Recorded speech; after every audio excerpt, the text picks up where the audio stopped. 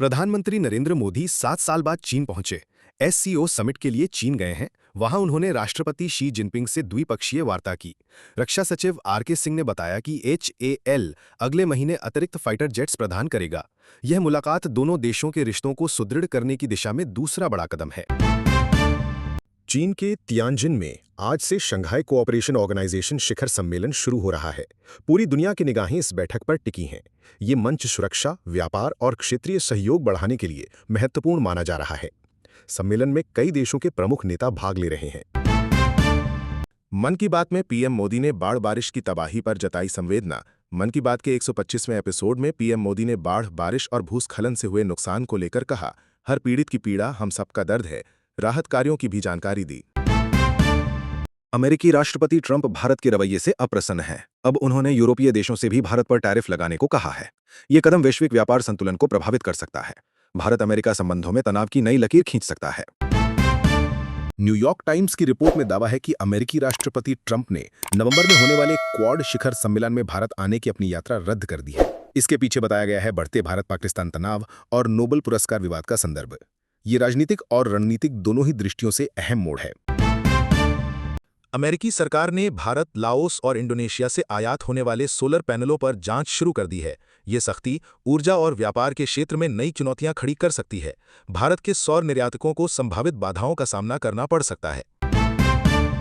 उत्तर प्रदेश, उत्तराखंड समेत कई हिस्सों में बारिश और बाढ़ का कहर जारी है। कट्टर प्राकृतिक आपदाओं ने लोगों की जिंदगी को प्रभावित किया। जलाशयों का उफान, सड़कें टूटना और हालात बिगड़ना। प्रधानमंत्री ने मन की बात कार्यक्रम में ये कहा कि बाढ़ बारिश से बड़ा नुकसान, हर पीड़ित का दर्द हमारा दर्द है। लखनऊ की एक पटाखा फैक्ट्री में विस्फोट हुआ, जिसमें कई लोगों की मौत और नुकसान हुआ। ये दुर्घटना प्राकृतिक नहीं, बल्कि मानवीय त्रुटि या सुरक्षा उल्लंघन का परिणाम हो सकती है। टेक्सास, अमेरिका में हुई एक बहुवाहन दुर्घटना में 17 लोग घायल हुए और इंटरस्टेट 20 बंद हो गया। दुर्घटना में शामिल गाड़ियों में ट्रैक्टर, ट्रेलर और कारें थीं, लेकिन किसी भी घायल की स्थिति गंभीर नहीं बताई गई। जांच जारी है, जिससे यातायात प्रभावित रहा। जम्मू कश्मीर के पुंछ जिले में 2 आतंकवादियों तारिक शेख और रियाज अहमद को गिरफ्तार किया गया। उनके पास से असॉल्ट राइफल और गोला बारूद बरामद हुआ। ये कार्रवाई सुरक्षा बलों की सतर्कता और आतंकवाद निरोधक प्रयासों को दर्शाती है। यूक्रेन के राष्ट्रपति वोलोडिमिर ज़ेलेंस्की ने एससीओ सम्मेलन से पहले प्रधानमंत्री नरेंद्र मोदी को फोन किया। ये बातचीत द्विपक्षीय सहयोग को बढ़ावा देने की कोशिश बताई गई। बातचीत को कूटनीतिक दृष्टि से महत्वपूर्ण माना जा रहा है। बांग्लादेश ने भारतीय निर्यात पर प्रतिबंध से बंद किए 3 लैंड पोर्ट। भारत द्वारा कुछ वस्तुओं के निर्यात पर प्रतिबंध लगाने के बाद बांग्लादेश ने 3 लैंड पोर्ट बंद कर दिए हैं। इससे व्यापारिक संबंधों में तनाव बढ़ा है और क्षेत्रीय व्यापार प्रभावित हुआ है। उत्तराखंड के पहाड़ों से मैदान तक बादलों ने डेरा डाला। कई इलाकों में येलो अलर्ट जारी हुआ। 155 गांव की बिजली कट गई। मलारी हाईवे 56 घंटे बाद फिर से खोल दिया गया, जिससे ट्रैफिक को राहत मिली। उत्तराखंड में बारिश के चलते चमोली के जोशीमठ मलारी हाईवे पर पुल बह गया, जिससे यातायात बाधित हुआ। स्थानीय लोगों और प्रशासन को बड़ी चुनौतियों का सामना करना पड़ा। मुंबई के आजाद मैदान में मराठा आरक्षण के लिए प्रदर्शन कर रहे मनोज जरांगे पाटिल ने अपनी हड़ताल तीसरे दिन भी जारी रखी। सरकार प्रदर्शनकारियों के बीच बातचीत अभी तक निष्कर्ष निकालने में विफल रही है। अमित शाह 3 सितंबर को दिल्ली में बिहार विधानसभा चुनाव से संबंधित अहम बैठक बुला रहे हैं। ये रणनीति, संगठन और प्रचार से जुड़ा हो सकता है, जिससे चुनावी तैयारियों में गति आएगी। रिलायंस एजीएम ने मुकेश अंबानी ने एआई आधारित नई कंपनी रिलायंस इंटेलिजेंस की घोषणा की। ये क्लीन एनर्जी से पावर प्राप्त गीगावाट स्केल डेटा सेंटर बनाएगी। गूगल और मेटा के साथ साझेदारी भी रहेगी। यमन की राजधानी सना में इजरायल द्वारा हवाई हमले में हूथी नियंत्रित सरकार के पीएम अहमद अल रहावी और कई कैबिनेट मंत्री मारे गए। हमला एक वर्कशॉप के दौरान हुआ। जम्मू स्टेशन से फंसे यात्रियों को भेजने के लिए स्पेशल ट्रेनें चलाई गई। जम्मू में मॉनसूनी तबाही के चलते यात्रियों की भारी संख्या फंसी थी। उन तक पहुंचने के लिए 2 आरक्षित स्पेशल ट्रेनें चलाई गईं, एक अंबेडकर नगर और दूसरी छपरा की ओर रवाना। आसाराम को जमानत नहीं बढ़ी, जोधपुर जेल में सरेंडर। नाबालिग से बलात्कार के दोषी आसाराम की हाईकोर्ट में अंतरिम जमानत बढ़ाने की अर्जी खारिज हो गई। इसके बाद वो जोधपुर केंद्रीय जेल में सरेंडर कर चुके हैं। यूपी में aerospace test hub Gautam Buddha Nagar में रक्षा मंत्री राजनाथ सिंह और सीएम योगी ने एक ड्रोन निर्माण इकाई, एरोक्राफ्ट इंजन और डिफेंस एरोस्पेस टेस्ट फैसिलिटी का उद्घाटन किया। इसने यूपी को रक्षा उत्पादन में आगे बढ़ाने वाली घोषणा की। उत्तराखंड के पहाड़ी व मैदानी क्षेत्रों में येलो अलर्ट जारी हुआ है। कई स्थानों पर बिजली चले गई और मलारी हाईवे 56 घंटे बाद फिर से खोल दिया गया। स्थिति नियंत्रण में है।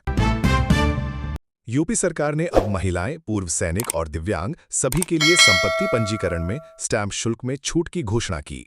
ये निर्णय संपत्ति लेन देन में पारदर्शिता और विश्वसनीयता बढ़ाएगा। यूपी कृषि विभाग ने किसानों को मुफ्त तोरिया बीज मिनी किट मुहैया कराया है। 1 सितंबर तक ऑनलाइन आवेदन कर सकते हैं। वितरण ई-लॉटरी तथा पीओएस मशीन से पारदर्शी ढंग से होगा। 18 अगस्त को जयपुर में आयोजित मिस यूनिवर्स इंडिया 2025 में मनिका विश्वकर्मा विजेता रहीं। वो अब नवंबर में थाईलैंड में होने वाली प्रतियोगिता में भारत का प्रतिनिधित्व करेंगी। दिल्ली मुंबई एक्सप्रेसवे पर अब अधिकतम गति सीमा और वाहन चेकिंग के नए नियम लागू किए गए। पुलिस ने बताया कि इन नियमों से दुर्घटनाओं में कमी आएगी और ट्रैफिक बेहतर तरीके से नियंत्रित होगा। उत्तराखंड भारी बारिश के चलते अल्मोड़ा जिले में भूस्खलन हुआ। कई ग्रामीण इलाके सड़क और बिजली आपूर्ति से कट गए। प्रशासन ने राहत कार्य और सुरक्षा उपायों की व्यवस्था की है।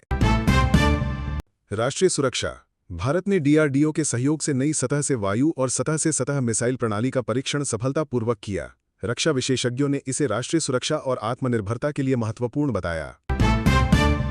अमेरिका की अदालत ने पूर्व राष्ट्रपति डोनाल्ड ट्रंप द्वारा लगाए गए अधिकांश टैरिफ को अवैध घोषित किया है।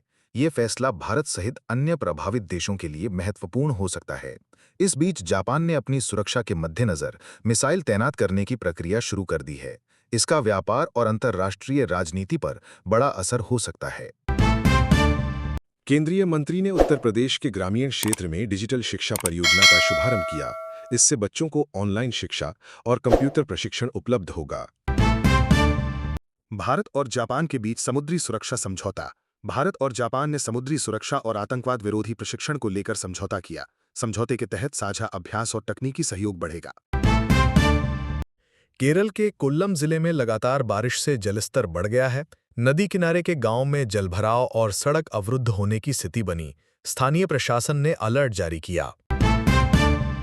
भारतीय रेलवे ने स्मार्ट स्टेशन परियोजना की शुरुआत की। भारतीय रेलवे ने 10 बड़े स्टेशनों पर स्मार्ट स्टेशन परियोजना शुरू की। इसमें डिजिटल बोर्ड, सुरक्षा कैमरा और एआई आधारित ट्रैफिक प्रबंधन शामिल हैं। बिहार के नालंदा जिले में सड़क, पुल और ग्रामीण स्वास्थ्य केंद्र जैसी नई विकास परियोजनाओं का शिलान्यास किया गया। सीएम ने कहा कि ये परियोजनाएं स्थानीय जीवन स्तर सुधारेंगी। आज 1 सितंबर 2025 भारत में 24 कैरेट सोने के दाम 1,02,390 रुपये प्रति 10 ग्राम है। भारत में चांदी की कीमत में मामूली बढ़त देखी गई है, जिसमें दिल्ली में चांदी 1,24,100 रुपये प्रति किलो है।